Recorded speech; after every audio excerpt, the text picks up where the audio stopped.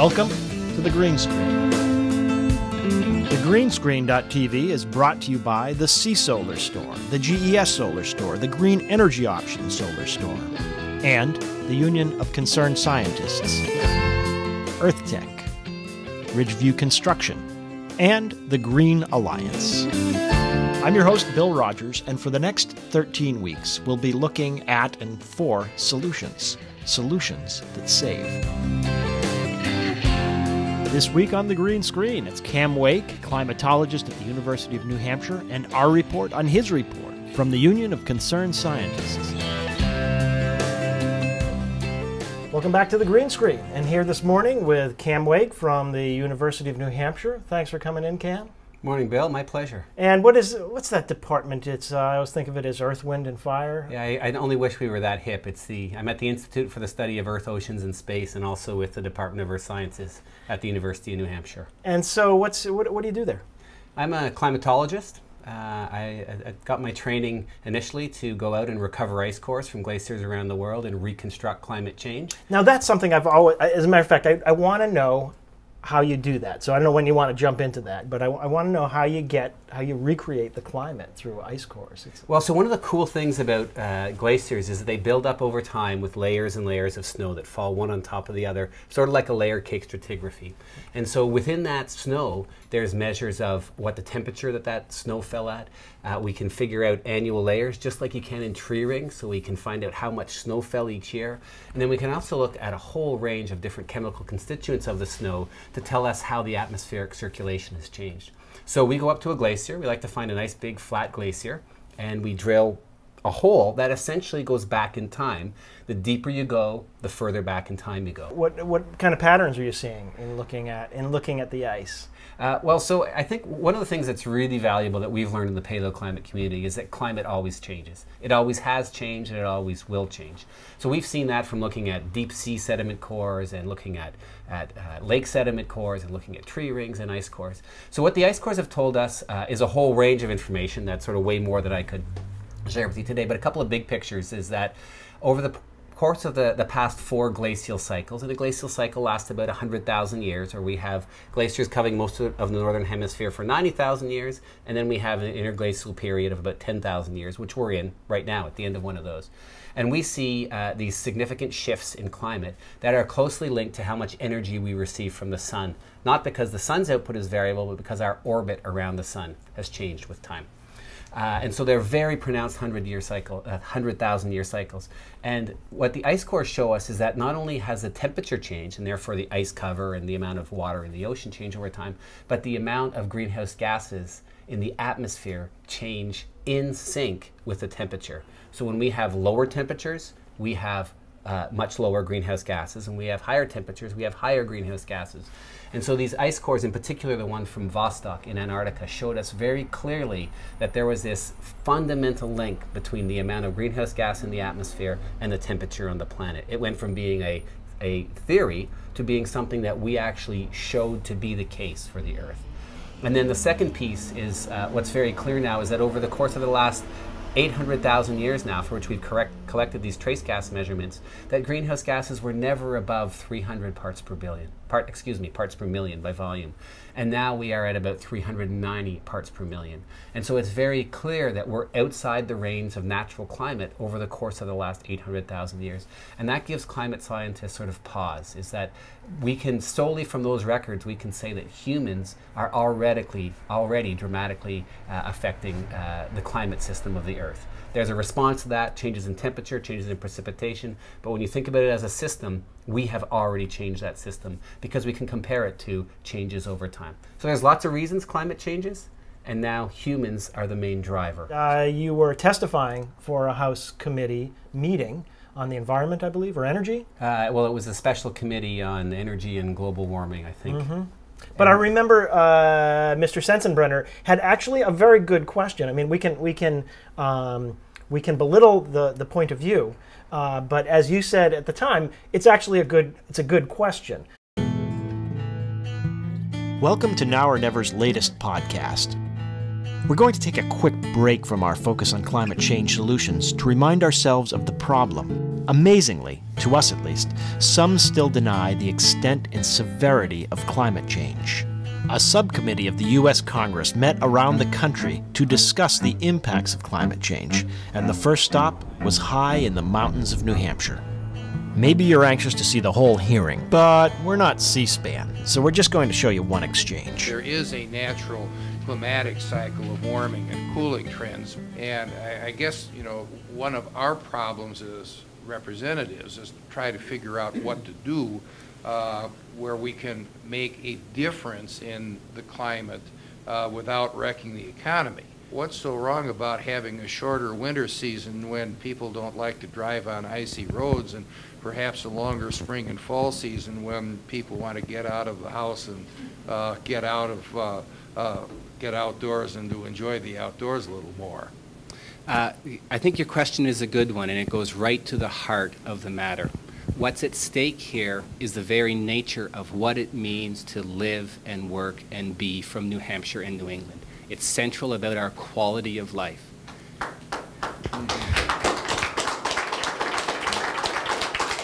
We've been brought up in this region to experience the seasons, and you can love them or you can hate them, but it's an essential aspect of the life that we have here, and our culture and our economy are grounded in it.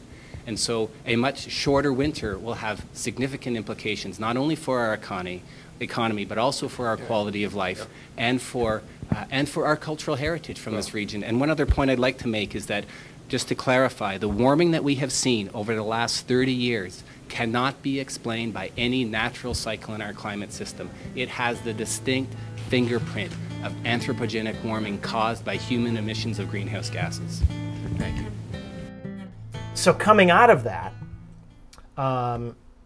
you remember the experience. You remember the question, which is, what isn't it? Wouldn't it? Isn't it a good thing that we have? Things are, in fact, don't we like summer better than winter? And I thought you had a terrific response to that. Well, so I think this is really important on several levels. So there's the basic pieces that we have a culture here that revolves around seasons, and people here are very tied to the seasons, and so we have an economy that's grown up around those seasons. So I can tell you, on the coldest day in winter, when I go outside and my car won't start, am I thrilled it's really cold? No, that's a drag. Yeah. But I also love to ski and play hockey and be outside on those beautiful snowy days. But there's many other potential impacts here, and one is the increase in extreme precipitation. Which we've seen a lot of. Which we've already seen a shift here in southeastern New Hampshire.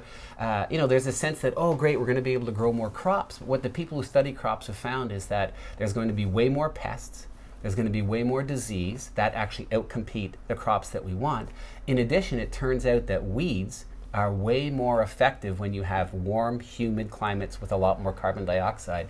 So we're going to have to use more herbicide to kill those weeds, because they're going to be much stronger. It turns out that in this experiment that they've done down in Duke Forest in North Carolina, where they pump carbon dioxide into the atmosphere and they try to see how the ecosystem will respond, is that poison ivy doesn't only grow way faster, but the toxics in poison ivy that really affect people end up being much more powerful. The same is true for pollen. We see ragweed pollen increasing exponentially when you increase temperature just by a few degrees. So this notion that it's just a benign increase in temperature, if that's all it was, I don't think the climate scientist community would be as concerned as it is. But it's, what is that climate shift going to affect in terms of the things that we really love? And I think that's based, sort of place-based, it's based on our culture, it's based on our seasons, and it's based on what we've come to expect from our climate, or the levels of flooding, which have, as you said, have dramatically changed. What kind of pushed you in doing this project? Oh, that's a great question. So back, I want to say about 12, 13 years ago, I was working with a bunch of ice core scientists, and we asked the question, well, we're going around the world and talking about Greenland, but what are we really doing for New England and the Northeast US? And we said, well, I'm sure somebody has gone and collected all the instrumental records, and we know how climate's changed in this region. And we had the big picture, sort of, there used to be a mile of ice here 18,000 years ago, and that retreated, and then our forests developed and our lakes developed. But it turned out that people had not really investigated that. So we began to write proposals to sort of identify funds to do this research. And so I got very interested in regional climate. And through that process, I actually discovered that the audiences that I was talking to were far more connected to the issue of climate change when I could explain to them how climate had changed in their backyard. When I was able to connect a scientific analysis with an experience they had had themselves, it made a real difference in their response. And it wasn't sort of, cool, you get to go to Greenland. It was, wow, I've seen that. I can connect to that. And so that really spurred me on. So when this opportunity came to work with a group of fabulous 50 other scientists from around the Northeast, not only to track how our climate might change in the future under different greenhouse gas emissions scenarios, but also to explore how that would impact particular sectors of our society. So we looked at marine ecosystems, we looked at coastal infrastructure, we looked at forestry, recreation, health, water. This was really, for me, it was just a wonderful experience to be able to work with all those scientists and really provide information that we would argue is decision relevant. It's of use to people to understand the difference in the choices they make versus a high emissions versus a low emissions scenario and how that might impact their lives. And what's interesting about that is are these sectors that you talk about, are they on a problem side? In other words, climate change is happening and it's causing some things we don't like, or is it on a solution side? People are doing things which might, to a very small degree, mitigate some of these accumulations. So that's a great question, because I think we're in the middle of a very messy period where we move from, hey, this is a problem, it's something we need to think about, to what are the solutions?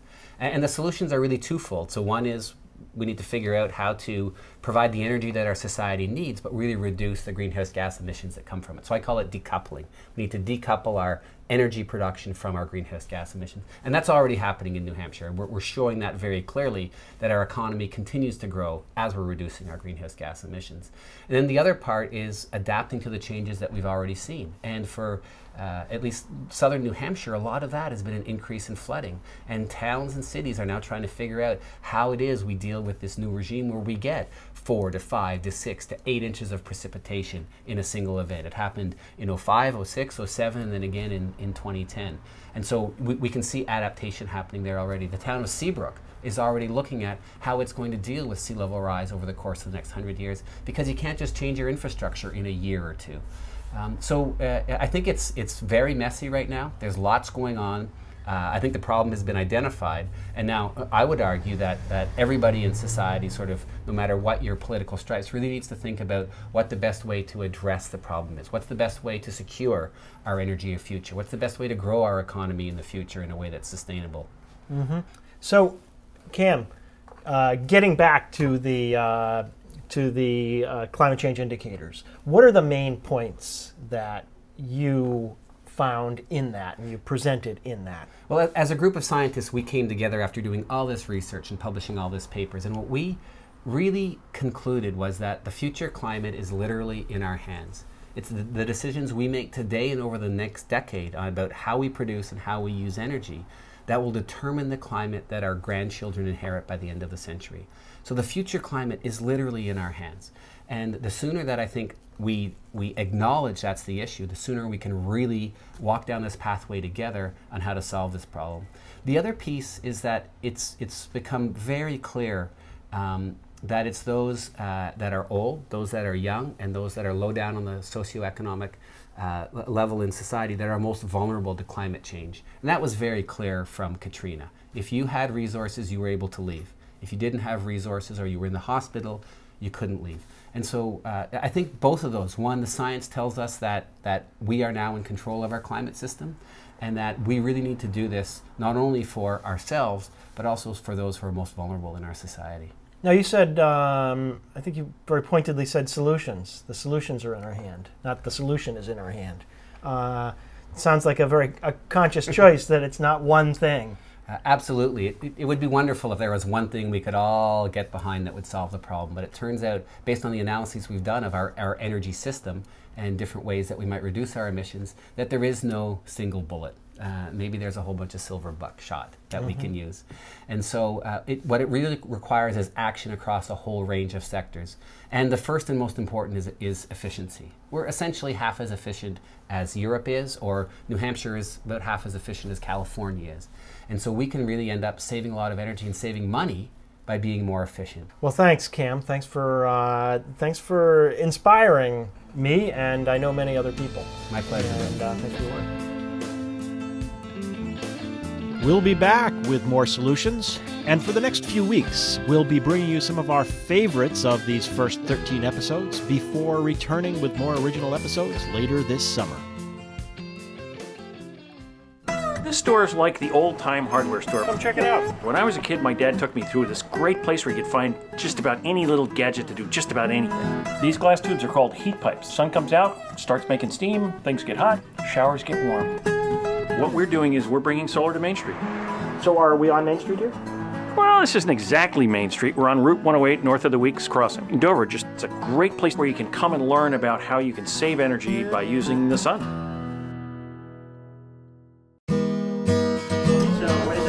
Our green card, our membership in the Green Alliance. It allows us to buy green, buy local, and save lots of money. My mom likes the discount and I like the cake.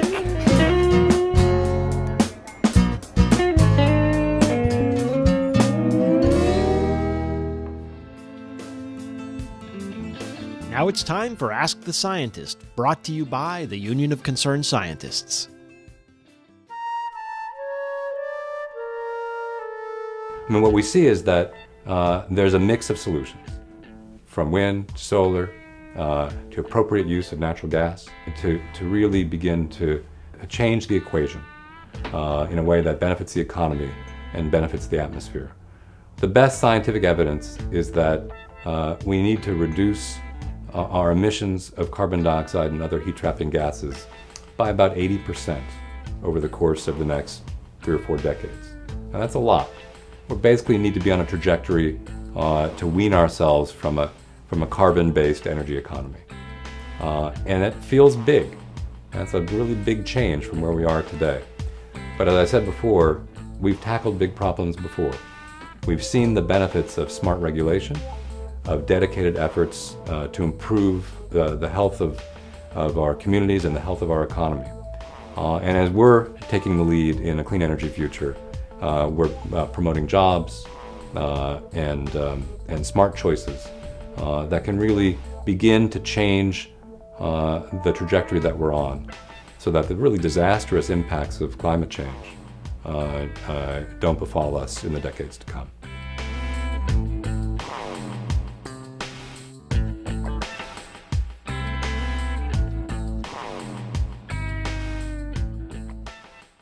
Welcome back. And here's Jack Bingham from the Solar Store. Hi, Bill. How are you? I'm good. You? Good, good. I'm very well, thank you. How'd you like spring? It lasted about, well, that long, and now we're in now it's summer. Yeah, that's what we got. That's what we got. Yeah, it is summery today, that's for sure. So I wanted to catch up on a few things. The big thermos bottle. Remember the big thermos? Let's take a look at that. Hey there, Bald Guy in Climate Change here with something really big. I mean, really big. You'll see what I mean. Let me give you some details. We're talking about solar. In the summertime, when it's really ridiculously hot around here, that means there's probably a lot of sunshine, producing enough heated hot water in the summertime to heat a house in New England in the winter. Heat a house in New England completely with solar energy. There's a concept. Again, another junket with Jack Bingham. What's this one about? This one's about putting a really big thermos bottle in the ground. The big yellow thing is a solar thermal storage for this building. We're going to go slide out as we can, right? Yeah. And it's used to accumulate solar energy during the entire year, and then used as needed when the heating season arrives.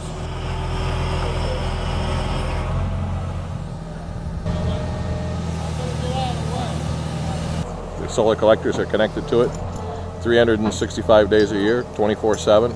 Anytime the solar's out, it's putting into the storage. This is the first unit that we've set. We're making the transition to make them totally portable, be delivered on any job site, anywhere.